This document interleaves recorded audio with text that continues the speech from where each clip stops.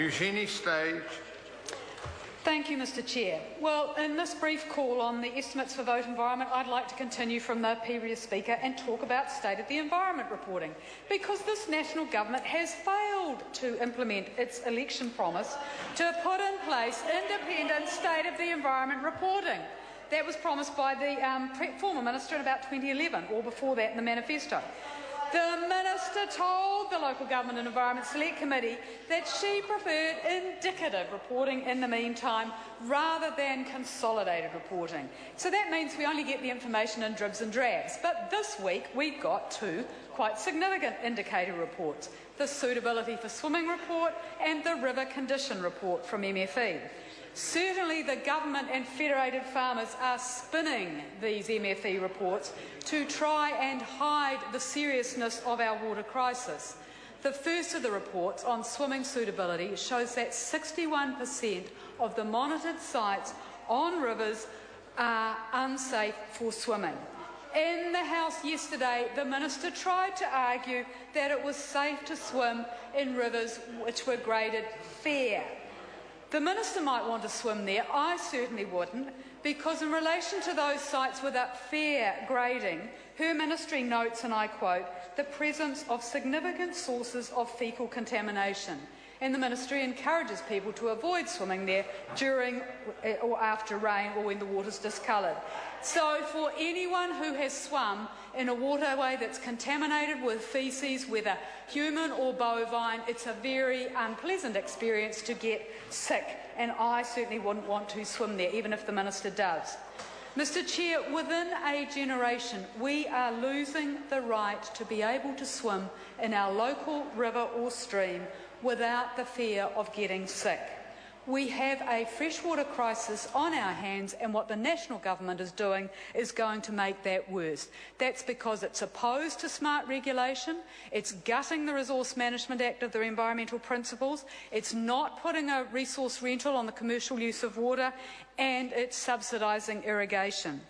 So the minister can talk about, and the previous speaker, Nicky Wagner, did as well, about how much the government is spending on cleaning up waterways, and of course that's continuing programs by the previous Labor government in relation to the Rotorua Lakes and Lake Taupo. And certainly MFE is proposing to spend about $9 million on the Rotorua Lakes this year, but at the same time as that money is going for clean-up, the minister's colleagues, by subsidising irrigation to the tune of $80 million in this budget and potentially another $400 million from the proceeds of asset sales, is making the problem worse. That's because irrigation leads to land use intensification, and the science is very clear. The more animals, the more fertiliser you put on land, the more water pollution you get. And while the Minister and Federated Farmers President Bruce Wills might want to deny the seriousness of our water crisis and might want to put the focus on urban streams, again, that is spin. Because urban streams, while they might have the highest concentrations of nutrients and bacteria, only comprise 1% of the total length of waterways in New Zealand. It's the 99% of rivers in our rural hinterland that we should be most concerned with. And we need to heed the warning in the Ministry for the Environment's River Condition report about the increase in nitrate levels at a quarter of the sites that were monitored in the 10 years to 2010. How do we get nitrate in our waterways? It's because of animal urine, which the soil bacteria break down the ammonia in the urine and convert to nitrate. And what happens when we get nitrate?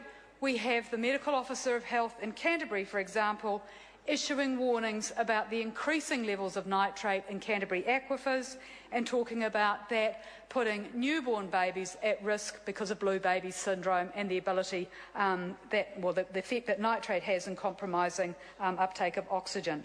The Green Party wants to protect Kiwis' right to swim in our local rivers. we would refocus MFE back on sustainability. We would ensure that crucial environmental laws like the Resource Management Act, like the Exclusive Economic Zone legislation, really promoted sustainable management. They had a precautionary principle at their heart. They looked more closely at cumulative effects, and we would focus on sustainability rather than the exploitation of nature. The Green Party would keep our energy companies. We wouldn't subsidise irrigation. Maggie Barry. Thank you, Mr. Chair. We look at the proud